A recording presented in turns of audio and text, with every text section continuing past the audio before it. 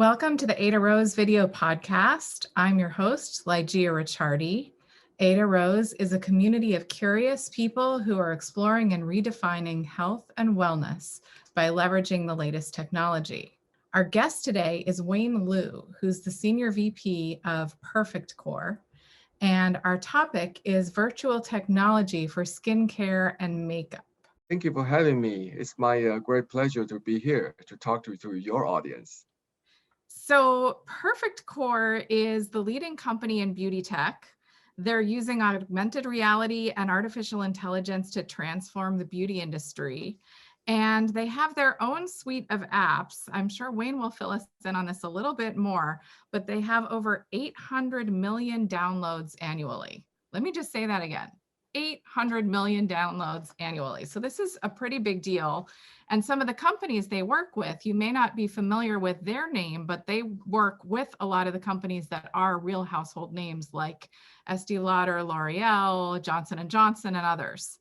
So I guess, Wayne, with that, could you tell us a little bit more about your background and also about Perfect Corp for those who may not be familiar with it? So Perfect Corp, we've been in the business for about almost 6 years. So we started a company on the 2015. And then our focus is to really utilize technology like augmented reality and then AI, artificial intelligence, and then machine learning, all kind of thing to help the beauty industry. Okay, so currently we work with 300 million customer. Customer means a business customer or the brand. And then we have like a 10 billion triumph per year, 10 billion triumph per year. Combination Wow. combination of our app and our customers activation. And since then actually last year we started working with a platform company like a tech giants like a Google, Snap.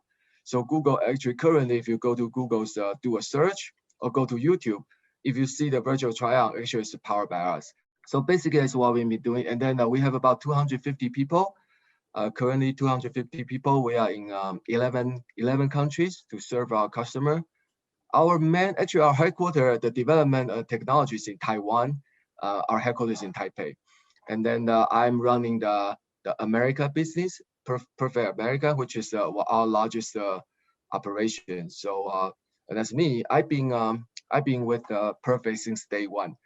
And then before my my job as a Perfect, I worked with Alice on her previous company. So I've been working with our founder and CEO for more than 11 years. And right now I'm kind of like a manager of the organization. So Very cool. Would you mind taking a second and telling us a little bit about that prior business that Alice was involved with and you also? I'm just always curious about how these things evolve. Yes. So that company called Cyberlink. So Cyberlink is a company been in the business for about 23 years. So the company is a public trade company in Taiwan, actually.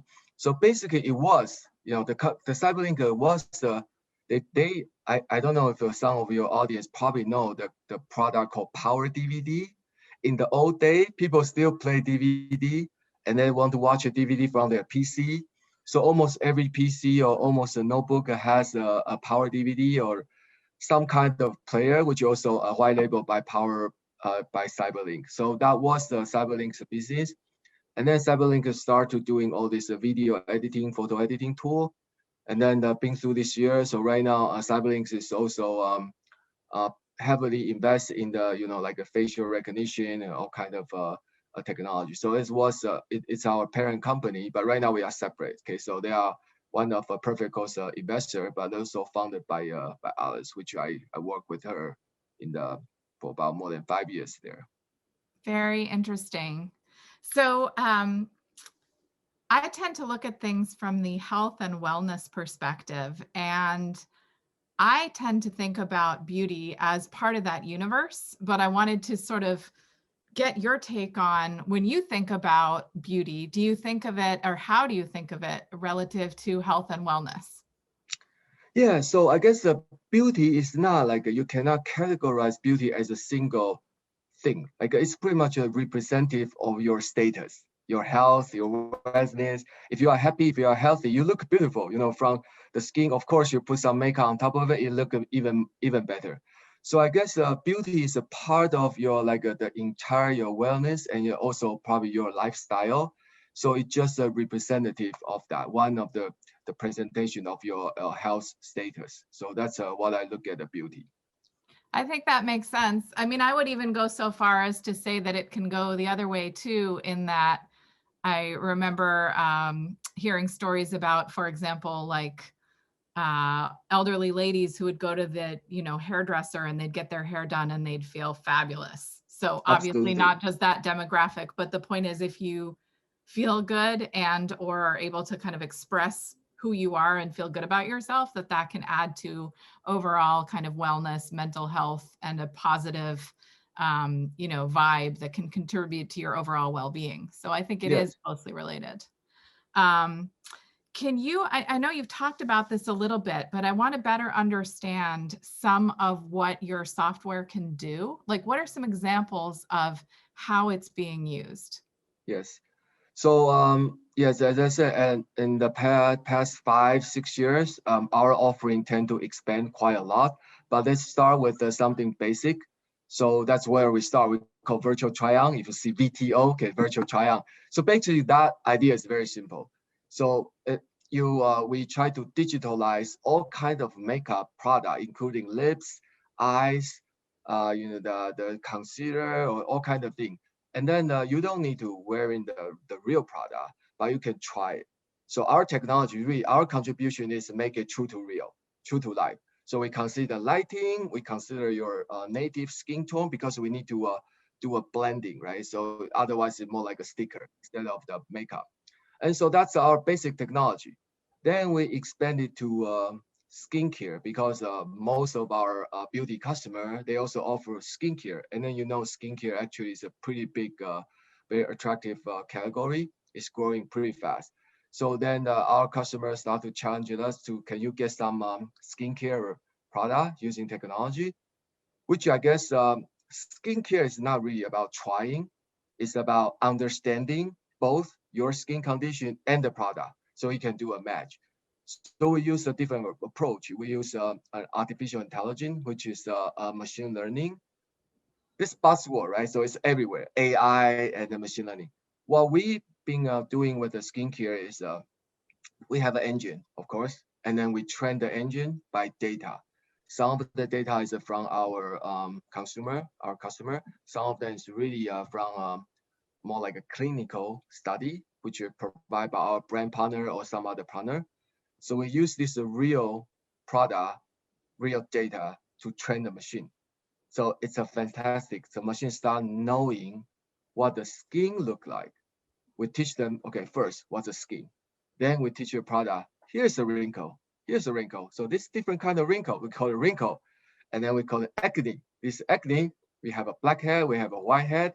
And then we talk about different moisture level. So we start to show different example to teach the machine. So gradually being through all this year, we feed it with the right data and then we verify. So our skincare engine become a good dermatologist or can be a skin consultant if you put it this way. So they right now you just show your face in front of a camera. It can be just your iPhone camera. So scan it, we analyze it. Within a second, we tell you your skin age. We tell right now we can identify like a 10 different skincare concern, and Yeah. then we tell you what's the best product for you, what's the best routine. So that's pretty much what we've been working on recently. Of course, I tried that. And I was curious. I mean, I don't know if you would admit this to me, but whether you gamed that system at all, like, do they give you a younger skin age than you might actually have so that you feel good? Or is it really is like, honest to goodness, it's trained to try and as accurately as possible assess your skin age? Yeah, so that's a good question. So from our app, we pretty much, we are not really using 0 to 1. Okay, so kind of like shift a little bit. So the base is not really 0. So base is probably like a 60 or something. So we can definitely adjust the number, the way it look, but it's a relative. It depends on how brand want to represent it, how we want to represent it. But for the skin age, it's really the number. So whatever number you show it is your number. So some of you may see that if you try that, you see that younger because you see, think about this. If you're wearing makeup, so your skin looks better. And then, or you put some makeup on top of it. Of course, when you scan it, then the age tend to be younger. So yeah, it really depends. So you take out all the makeup and then you remove the makeup, and you can also try it and see how it goes. But it's been verified with some clinical data, so it tend to be pretty accurate. Yeah, that's pretty cool. Yeah, Have you, again, just kind of in exploring the lines between sort of wellness and healthcare, have you guys worked with dermatologists at all, or talked about, run into the issue of diagnosing conditions that you think, like that could potentially be cancerous or dangerous in some way, you should go see a doctor? How do you sort of navigate those kinds of questions? Or do you not sort of get involved? we work with a dermatologist because pretty much it's like we need to have access to clinical data. So it can Yeah, be the clinical data can be from the brand or can be really from some institute. Okay, then so that's the situation here. Yes, we are working with a professional on the skincare side. However, are we going to like doing the skin cancer? I guess potentially yes, we can, because based on the machine learning, they don't have a preference. So it really depends on how you teach them, how you train them. So right now, currently we focus on the skincare for the beauty, but if we want to go to the professional and medical part, definitely that's doable. But we probably just need to reset all the criteria verification, and then of course you probably need to go to FDA approval. So do sure. some yeah, so do some like a different clinical trial. So I guess that's the direction. High level Sure. technically, that's totally possible. But the thing here is we But that's probably not at where this you're moment, focused from yeah, a business case perspective, which yeah. totally makes sense. Yeah. However, one thing here is because we our skin diagnosis we have a function called the so-called diary. Okay, so you can actually record it. So by recording all your condition, and then you see the numbers, we may not to identify your skin, say like a cancer, but if something wrong, like sometimes the color change, and you get some kind of different set of Pigmentation. Yeah. skin texture, we can actually tell that. So you can see somehow the score just tend to be getting lower, lower, lower. Then you probably need to pay some attention there. Yeah, that's very interesting. So you were talking about, again, we were talking about sort of categories of ways that we can use the software. And Yes. you were saying, obviously, it's AI. You could train it in a whole variety of ways. But right now, you mentioned virtual try-on and skincare. Are those the main ones? I think I was reading too about things like matching makeup. Let's say you wanted to match for whatever reason. Maybe a company's doing an advertising pitch and they want like a very precise shade of some color. Is that the kind Yes. of thing that's available to either general customers or? Yes, actually, that's the direction actually we're heading to. We call the AI Mhm. based attribute. So basically, we look at your whole face, like the shape of your eyes, the formation of your eyebrow, and then the shape of your lips and your skin tone, and then possibly with your hair color. So we look at everything and we identify, say, like a 27 different attributes, and based on the combination, of course, the brand, they can tell us which product or which look they want to recommend. So this one is really getting to the so-called personalized beauty. We not only create a look for you to try, we actually based on your face attribute, we create a look and then recommend to you. So basically, that's what we've been doing. Yeah, we are heading to that direction, and then some of the brand actually is about to launch. We are very close to some official launch, commercial available in the next couple of months. Very cool. So I was checking out your app and I noticed, and I realized you have multiple apps, but the one that I think it was the main Perfect Care one that I was checking out, there were a lot of people who were live streaming, like Yeah. beauty influencers, mostly younger women who were really using makeup A lot of it, I would say, it was kind of like for exploration and for fun. Like it was like trying to replicate a look that in some cases was very maybe exotic, like put like stars all over your face or something that's very different from just taking a regular face and trying to maybe smooth over a skin issue. So I was interested in that. And is that, I guess, how much are people doing that versus using the tools in more traditional ways to kind of look more like themselves? How much is it like fantasy versus sort of more traditional kind of conservative makeup looks? Yeah, so actually that's a good observation. So from our app, we have this live streaming offering long since we've been doing this for more than 3 years, almost 4 years. So we always is a part of feature. So we have an influencer talk about different looks or makeup or hair. And then the good thing is our live stream is different from other, live streams. So we can do live stream in many places. But right now, for us, we can do AR try on.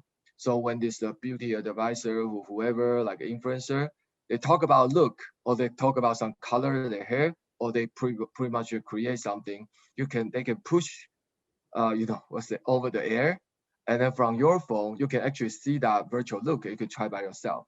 So that's more like a more interactive live streaming. So we've been doing this for years. And actually, Estee Lauder company, they are very interested in this technology, so they adopt. We actually create a so-called art platform. Art means the augmented reality training. So we create this training platform for them. So they use in their internal training, globally, so they can run instead of fly to the places which they give the real the training. They can do this virtually. So they've been using for more than 2 years. And now, since the pandemic, there's lots of places which you close. You cannot go to the beauty advisor. You cannot talk to them. So you go to e-commerce. However, e-commerce is more like a passive, right? So you go there, you search. You cannot find too many people like give you advice, just like your real shopping. So some people, some of the brand adding this live streaming part. So instead of just shopping, they can do a live streaming commerce. So they start to promote the product. Actually, one of the early adapter is Alta Beauty. So if you go to their website, they call the Alta Beauty School. So they have their brand representative talk about different the product and the live stream, and then customer can react with a real time question, emoji, all kind of fun thing. So I guess this kind of thing is really, I would say, compared to traditional AR try-on, this one still percentage-wise is still small, relatively less because it just started. But the way it grows is extremely fast because, we see from our app, since the pandemic, we see like a 32% increase on the people like watch the show, and then the number is still going. So I guess that one is more. I would say that's a trend, especially in the beauty industry. Yeah. Do you think after the pandemic, when people have the opportunity to go back and step into stores like Sephora or others, do you expect that the trend is going to continue? Do you think it'll level off? Or do you think this was going on anyway and that the pandemic just speeded it up? I think they will be coexisting, so it's a complement each other. So people get used to like watch this live streaming, they become a habit. So it's part of entertainment. So right now, it's a very famous word say like shopping as an entertainment. Okay, so you watch Totally. the show, you shop just like a QVC, right? So in the old days, so QVC. I guess going to the store and then watching this live streaming, you'll get total different experience. They will come side by side, but I guess the people they will continue to watch the show because they just love it if it's entertainment. It sounds like there's been tremendous change in a very short period, not only with COVID, but even just in a few years. This is like a whole new industry that didn't really exist before. Yes. So I'm curious, it seems like the people who are at the sort of cutting edge, at least looking at the app that I was playing with, it seems like they're mostly like younger women in their, I would say, teens, maybe early 20s at the most. Are you seeing signs that this is something that you think is going to spread to a broader population, either women in an older demographic and or, demographically diverse in other ways, like men and other, I guess diversity in terms of culturally, ethnically, what are you seeing in terms of, or what do you predict in terms of patterns about where this is starting and where it's going? Yeah, so from our own app, I think that trend, the demographic is still, say like a Gen Z and millennial, which are pretty much like a 60% or 70% our target user, because the nature of the app, right? So people download app, they stick with it, and then lots of early adopter. However, for the technology per se, like AR try on, that one become popular. It become more like a standard part of that shopping experience. The reason is because of ease of use. Okay, previously, like a couple years ago, you have to like upload your photo, and then you have to upload certain type of photo in order to get the AR experience. But right now, as the technology advance, both from vendor like us or the camera technology, hardware like iPhone, so they make the AR experience very smooth and easy to use. So like our customer, Estee Lauder, their demographic probably a little bit shift toward more a different generation. However, they are using AR. They are very easy. So you don't need to do anything. Just click a button, say try on, and then so the adoption rate is getting higher with a different demographic. It's not only just for the young people, because as a part of the, as I said, there's a standard process of shopping. People start to get used to it. Okay, it's nothing really like anything fancy about that. Yeah. So I have a question as a mother of two fairly young girls. One's a teen, one's younger. I often hear the criticism that, particularly with social media today, kids, girls have this immense pressure to look perfect. Sometimes I hear that kids are nervous to even go outside on the street if they haven't taken, an hour and a half to make their hair perfect or whatever. How do you guys think about this sort of culture of perfection, particularly for younger kids? And do you think that there's anything that you can do to mitigate some of that, drive to have to be a certain way? Yeah, so that one actually is a complicated question. So probably it's not like just looking at one aspect can answer everything. However, I guess from our perspective, searching for beauty is a nature of people. Not necessarily like extreme artificial beauty, but just make yourself looks good and you feel good, which we mentioned earlier in this conversation. So I think that's a universal. People want to look good, feel good. Our technology, just like a makeup. So we are a tool. So if you want to try makeup, and we just have a better way, easiest way for you to try. And then actually our offering can help you to find the most natural one to like represent yourself. So we are put like a tool. The tool is pretty much, our stand is pretty much like a neutral. So it really depends on how you're gonna use it. Of course, if you have like uh, if you drive this tool to a certain degree and then start to like use in a different way, so then that's something probably we don't encourage. Okay, so you might like obsess with everything, just like everything else. You take it, that's fine. Like a drinking and everything, you just do something at some degree, that's fine. But if you go to another level, which is I think that causes a problem. So as I Yeah. said, for us, it's really like we provide a way for you to look good, how you want it, what you want it, and really like it depends on yourself. Because that's why we have a lot of flexibility for you to create your own look. If you could I've got two more questions for you. If you could tell me a little bit more about your influencers, who are they? And do they find you? Do you find them? How do you start working with particular people? And then I wanted to wrap up with a question for our audience about what they can try in the near term. So if you don't mind going back to that question about the influencers first, and then we'll wrap up with some steps that somebody who's listening or watching can take. Yes, sure. I guess for us, we don't use the celebrity at this moment. Of course, we are relatively small company, and also we feel like a celebrity doesn't necessarily mean they can influence people. Sometimes they get lots of attraction, likes, but the thing here, we want to find an influencer who really enjoy our product, they like our product, and then they have a follower. They can convince these people. So basically, we are more like a micro influencer. Two type of micro influencer. One is the people who we we actually create we work with them at the very beginning. We make them influencer, like the people which the all the influencer which they do a live show in our channel, and then they start to become our influencer. They start to create posting, and then in different social media. So there's one type of influencer which is a homegrown influencer, and then we have another type of influencer which is we're really looking for them. So for example, we have a certain criteria, okay, to match our customer profile persona. And then say, for example, we have 5 different personas. We try to find this the influencer which can influence this the 5 persona. Some of them, of course, really like they enjoy our product. Occasionally, they mention our product, so we start to work with them. So basically, it's more like a micro influencer. Then one of them is homegrown, another one is who we find them. Very cool.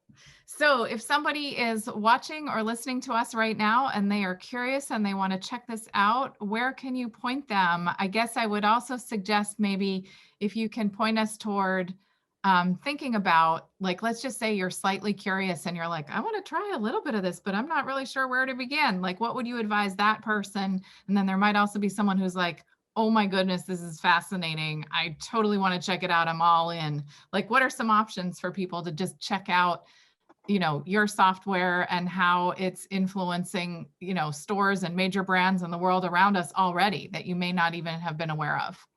Yes, I guess the easiest way is you go download our app called You Can Makeup. So if you download You Can Makeup, that's a free app. So you can just download and you can start try the looks. It's very easy. Then of course there's some like a subscription, which means you can get the premium content, but you don't have to do that. So you can enjoy all kind of different virtual try on. So that's a good starting point.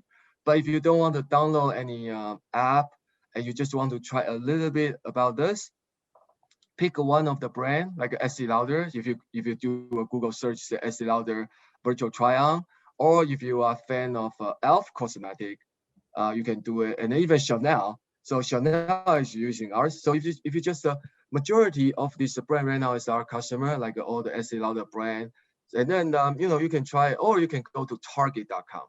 You can go to Target.com. You can go to Ulta.com. So right now it's very easy just to try it.